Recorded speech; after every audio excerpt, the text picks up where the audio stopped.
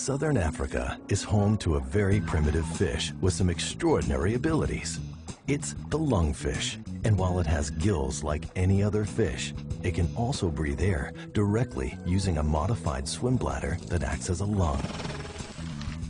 When water levels are high, this isn't so important, but the rains will eventually fail, and the constant burning sun will dry up all the water.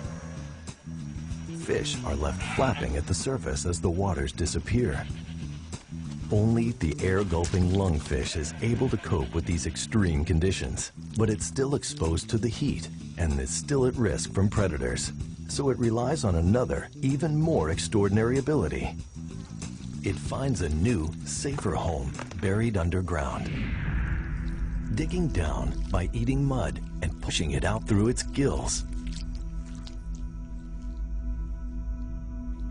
To stop it drying out, the lungfish exudes a special mucus from its skin, covering itself in a thick layer that hardens to form a waterproof cocoon.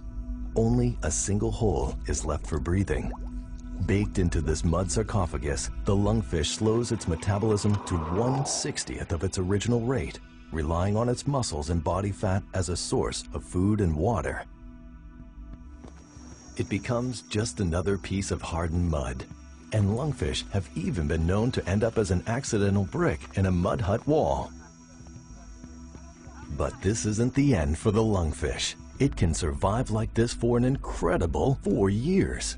Eventually, it could end up poisoned by its own waste products. But in this case, the onset of the rains is its salvation. As the mud walls are washed away, the lungfish's hard mucus lining is softened. It's been 4 years since it last used its muscles, and they're very weak. But as it breaks free of this mud cocoon, it still manages to drag itself towards the nearest source of water.